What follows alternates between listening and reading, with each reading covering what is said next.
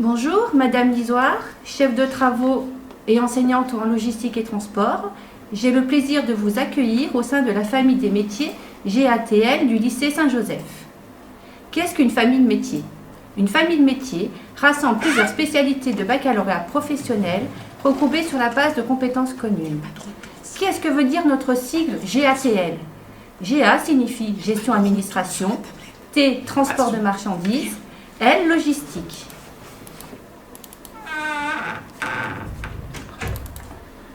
Nos 3 baccalauréats se font en 3 années de formation.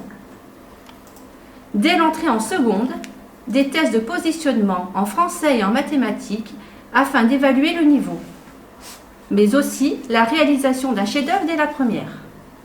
Une attestation de réussite intermédiaire qui correspond à l'ancien VEP est délivrée en fin de seconde année.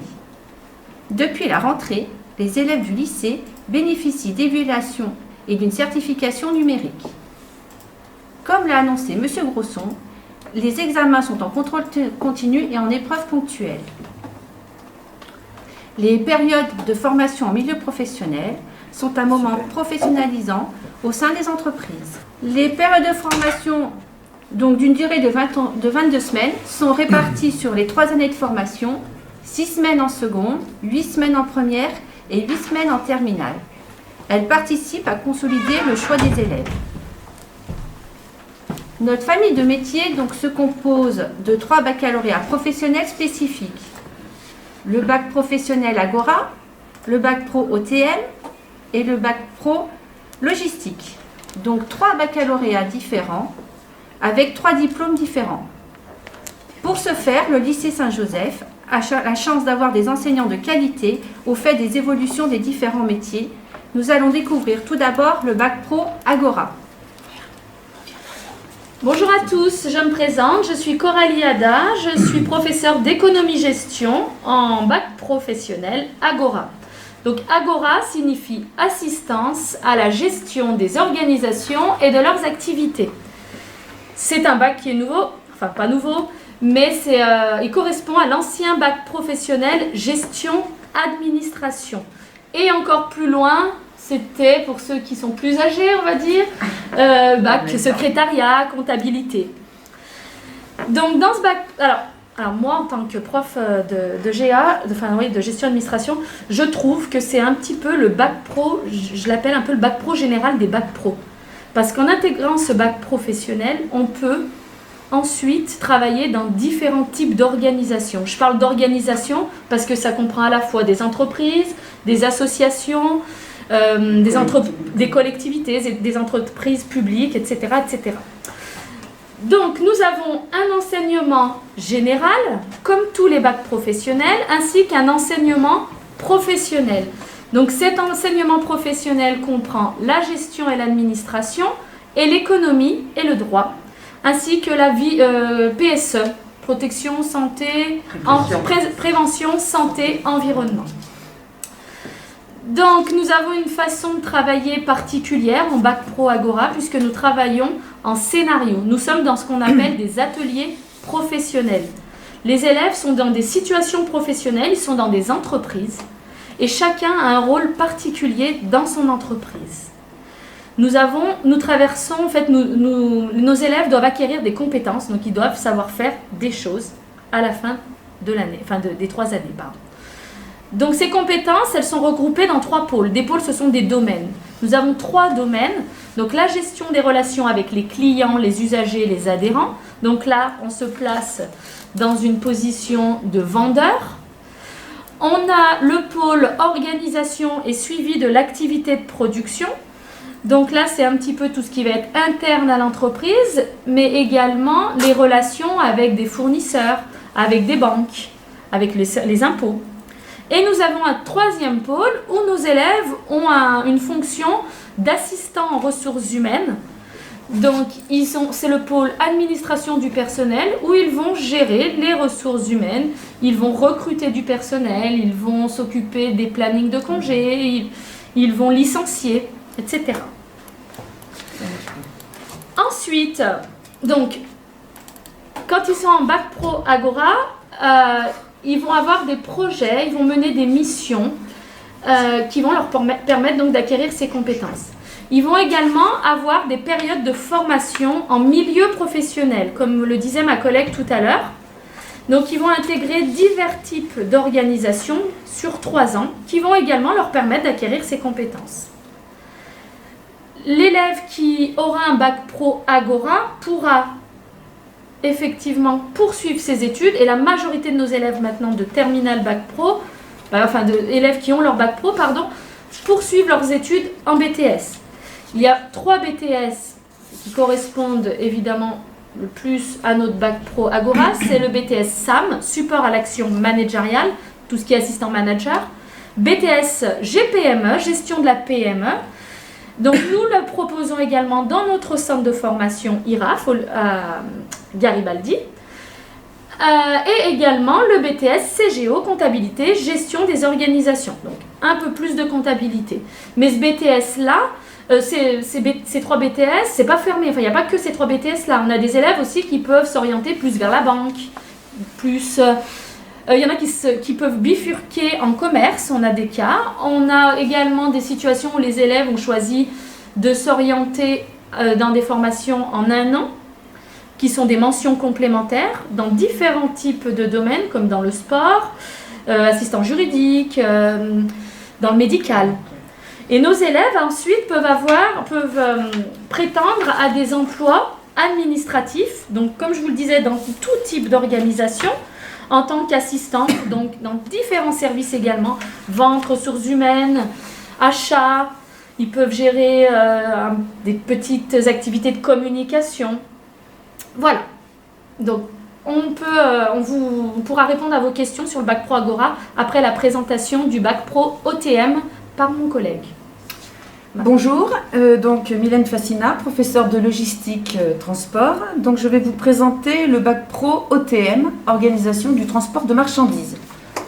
Donc ce bac pro concerne l'organisation des transports maritimes, aériens et routiers, ainsi que les transports combinés. Nous nous occupons aussi du dédouanement des marchandises, d'établir des cotations, de facturer des dossiers de transport, et bien sûr d'appliquer les procédures de sécurité et de sûreté au transport. Le bac pro OTM est quand même un bac pro où une grande partie est administrative. Alors quelles sont les qualités à avoir pour intégrer ce bac pro et pouvoir être un bon salarié dans ce domaine? Il faut avoir un sens de l'organisation, un sens de la relation, une bonne expression écrite, une maîtrise de l'orthographe bien sûr, de la rigueur et de la discrétion. Les personnes ayant un bac pro organisation du transport de marchandises peuvent prétendre à de futurs emplois tels que agent exploitant des transports, affréteur des transports, agent de transit, déclarant en douane. Ce n'est pas un bac qui prépare à être conducteur routier, en aucun cas. C'est un autre diplôme. Après ce bac pro, les élèves peuvent prétendre à poursuivre leurs études en BTS, gestion des transports et logistique associée. En BUT, c'est l'ex-DUT, c'est le bachelor universitaire de technologie, gestion logistique et transport. Je vais laisser la parole à mon collègue pour la présentation du bac pro logistique. Merci. Donc je me présente, je m'appelle Philippe Guillemot, je suis en éco-gestion option logistique. Donc je vais vous présenter ce bac pro logistique qui s'effectue évidemment sur 3 ans.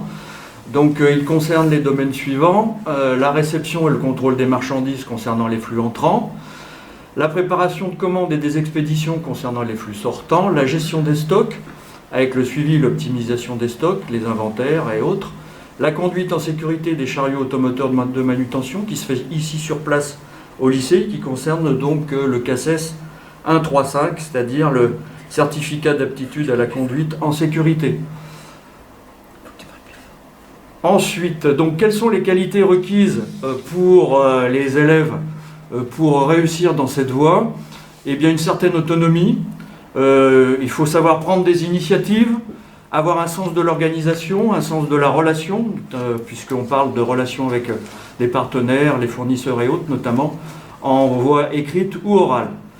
Les futurs emplois qui sont donc destinés à ces bachelors en tout cas, votre futur emploi, donc ce sera préparateur ou préparatrice de commande, magasinier, cariste, gestionnaire des stocks, agent logisticien, donc dans différents niveaux, puisque ça prépare à tout ce qui est opérateur, comme agent logisticien par exemple, ou agent de quai, ou alors dans tout ce qui est profession intermédiaire comme manager intermédiaire, chef d'équipe, chef de quai notamment, ou enfin donc comme responsable de production, d'ordonnancement, d'ingénieur planning méthode et logisticien.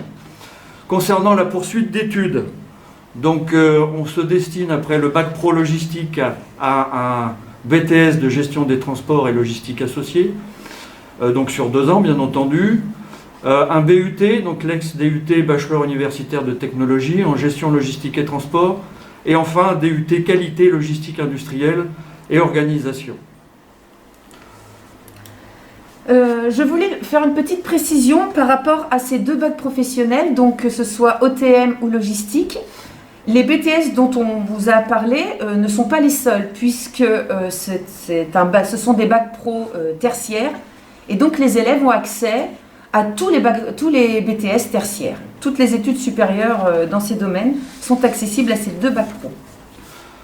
Alors avant de continuer sur le CAP opérateur-opératrice logistique, je tenais à préciser que, donc, que ce soit en transport ou en logistique, et on avait énormément de sources d'emploi actuellement, en tout cas dans la région, et on a pu voir par rapport à la crise sanitaire, notamment par rapport au premier confinement, toute l'utilité des logisticiens et des transporteurs qui ont réussi à notamment à continuer à nous faire vivre, si on peut dire entre guillemets.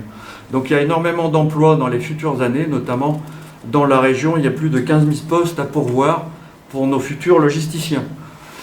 Concernant ce CAP opérateur-opératrice logistique, eh bien cela concerne sur 2 ans à réceptionner, stocker, expédier des marchandises, contrôler les documents de transport, conduire en sécurité des chariots automoteurs de manutention, donc le CACES dont je vous ai parlé tout à l'heure, 1, 3, 5, avec quelle qualité? Donc rigueur, toujours évidemment, concentration, sens de l'organisation, sens de la relation.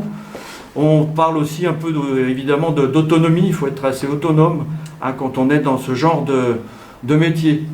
Votre futur emploi, bien concernant ce CAP, c'est préparateur de commandes, conditionneur et cariste. Et on peut évidemment poursuivre ses études après CAP, ce n'est pas une limite, on peut évidemment reprendre ses études ou continuer en tout cas vers un bac pro OTM qu'on vient de vous présenter ou logistique. Et donc des PFMP, donc des stages sont organisés sur les 2 années, sur une durée de 14 semaines, et donc 7 en première année et 7 en 2e année.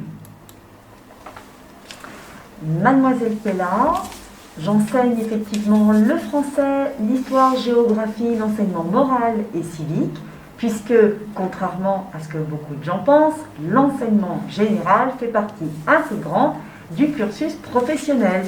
Et les 2 s'accompagnent, se conjuguent et s'enchevêtrent. Dans le cadre de la TVP, transformation de la filière professionnelle, eh bien, les enseignements généraux sont là encore mis à l'honneur et sont placés en proximité davantage avec les enseignements professionnels afin que les 2 concourent à la réussite de chacun et de chacune. Dès lors, dans l'ensemble des disciplines, on trouve du français, bien entendu, du français avec du contenu disciplinaire traditionnel, et puis ce qu'on appelle désormais la co-intervention avec un enseignant, une enseignante du pôle du métier travaillé, ainsi qu'en mathématiques. On trouve également 2 langues vivantes, et oui, contrairement à ce que beaucoup de gens pensent, l'enseignement professionnel met à l'honneur les langues, puisque effectivement dans un monde aussi globalisé que le nôtre, l'anglais est fondamental. Cependant, une 2e langue l'est aussi. Ce sera l'espagnol ou l'italien, selon votre choix ou peut-être vos origines. Vous aurez également de la PSE, qui signifie la prévention, la santé et l'environnement, les arts appliqués, c'est-à-dire effectivement une mise à l'honneur de l'art au quotidien, ainsi que de l'EPS pour assurer un corps sain dans un esprit sain.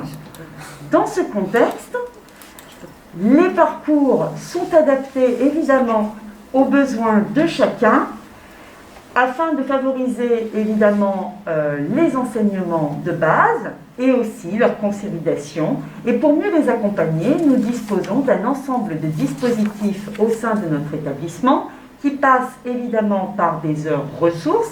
Ces heures effectivement sont mises à disposition des élèves de manière individuelle ou en petits groupes afin effectivement d'assurer l'acquisition parfaite des apprentissages, ou encore de l'atelier méthodologique qui là encore se fait à deux, un enseignant de l'enseignement professionnel et un enseignant de l'enseignement général. Cette co-intervention est véritablement une conjugaison beaucoup plus forte des enseignements afin d'assurer la réussite de chacun et de chacune. Je vous rappelle comment s'inscrire. Vous avez accès au formulaire en ligne par l'envoi postal et la prise de rendez-vous téléphonique. L'équipe GATL vous remercie pour votre écoute. Nous sommes à votre disposition pour répondre à vos questions via le chat. Merci.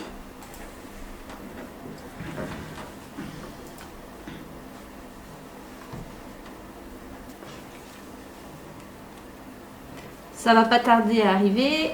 Oui, c'est toujours la première question qui... Il faut se lancer. Il faut se lancer. Voilà. Vous devez peut-être vous dire, mais pourquoi on a 3 bacs pro différents présentés en même temps? Parce qu'on fait partie tous de la même famille, comme le disait ma collègue tout à l'heure. Donc des bacs pro différents, mais ensuite on peut... il y a des passerelles, hein, si jamais on a envie de changer de voie. C'est possible. Alors, nous attendons vos questions, allez-y, n'hésitez surtout pas. Bonjour, merci pour la présentation. Pouvez-vous nous donner des informations sur le dispositif Ulysse?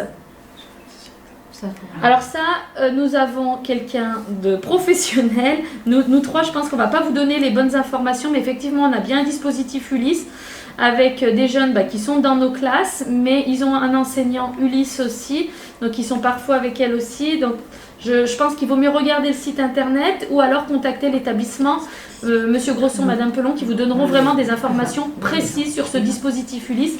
Mais vous pouvez intégrer ces 3 formations dans le cadre du dispositif Ulysse. Quel est le nombre de places pour le bac pro logistique? Environ une vingtaine de places en bac pro logistique et une vingtaine de places en OTM. Et une trentaine de places en bac pro Agora. La particularité aussi pour nous, on prépare au chariot. Donc on forme les élèves sur des chariots du CACES 1, 3 et 5. Aussi pour les 2 bacs, aussi bien pour le bac OTM que pour le bac logistique.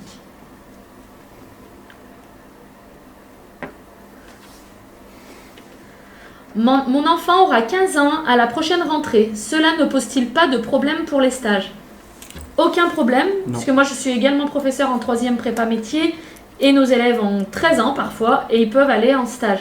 Alors moi en Agora, en gestion d'administration, ça pose aucun problème, puisqu'on ce sont des horaires de bureau, donc pas de souci. Et en logistique et transport, non? Non, il n'y avait aucun problème à ce niveau-là. Tout est prévu sur convention.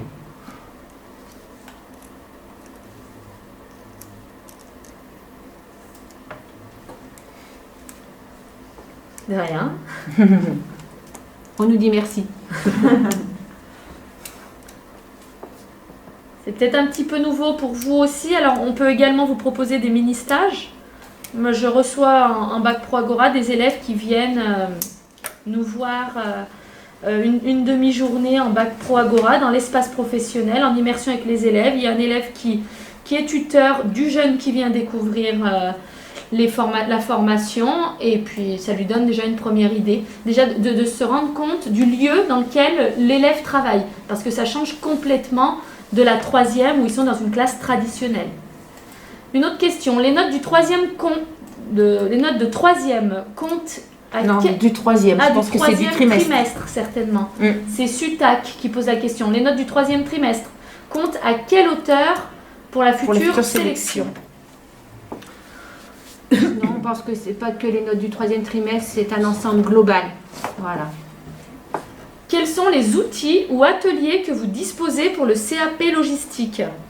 Alors, on a donc un baltier au niveau des outils. On a donc 3 chariots de catégorie 1, 3 et 5. Et on a une salle, un atelier de préparation de commandes. Bonjour, combien y a-t-il d'élèves en classe de CAP? Environ une dizaine. Donc c'est vrai que c'est bien. Bah là, ils peuvent travailler de façon optimum. Hein. Oui, On peut s'occuper d'eux vraiment de façon individuelle. Ce qu'on fait aussi en bac pro d'ailleurs, mais... oui, puisque comme ils sont par groupe, Oui. c'est pratique. Oui, nous aussi en bac pro Agora, ils sont par groupe. Donc nous les avons par 14 en règle générale. En professionnel, nous sommes presque tout le temps dédoublés. Et nous avons à chaque fois des salles spécialisées pour l'enseignement professionnel. Alors, après ce CAP, ont-ils le permis CACES? Alors, ce n'est pas un permis, mais on va pouvoir appeler ça comme ça C'est si une vous voulez. formation. Quoi. Donc, ils ont la formation, ils ont une attestation, ils ont un diplôme, comme quoi ils ont passé les 2 CACES, le CACES 1 et le CACES 3, bien sûr. Combien de classes de CAP logistique? On a une classe. Il y en a une. Une seule classe. Une seule classe de CAP logistique. C'est un... 10 élèves en CAP, c'est un maximum. non, c'est 12. 12, 13, 14. Ça dépend. Voilà. Mais le maximum, c'est 14.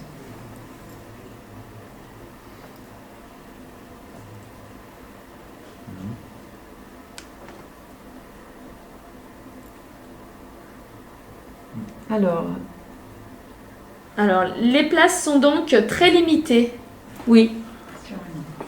Oui. Donc là, il faut, pareil, Voilà. prendre rendez-vous rapidement avec la direction. Dès maintenant. Dès maintenant, oui. Dès maintenant, parce que là, ça y est, les établissements commencent les inscriptions. Donc, contactez l'établissement avant les vacances scolaires de la semaine prochaine. Le taux d'élèves, oui, ou alors sur Internet, pardon. Voilà. Télécharger le formulaire en ligne. dossier, ouais, en ligne. Le taux d'élèves qui fait un CAP vers un bac pro. Alors, quel est le taux d'élèves qui fait un CAP et qui va vers un bac pro ensuite? Bah, ça dépend vraiment des promos, on va dire. Hein. Oui, exactement.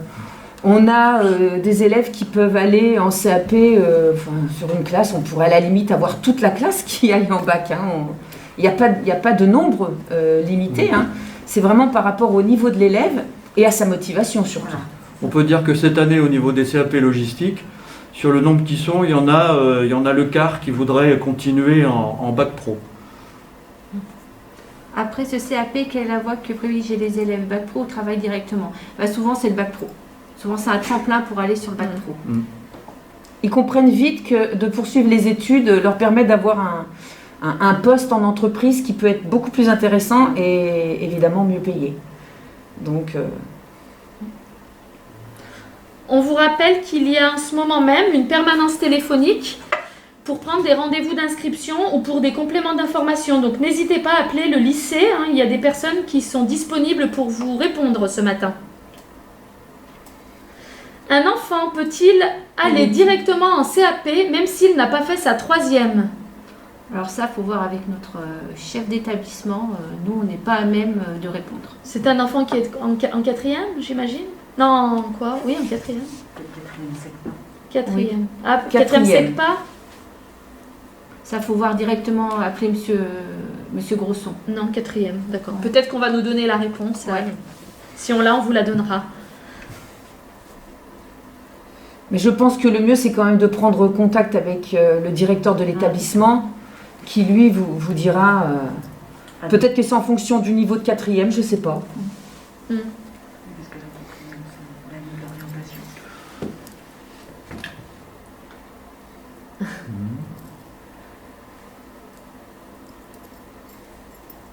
Bon, si on n'a plus de questions...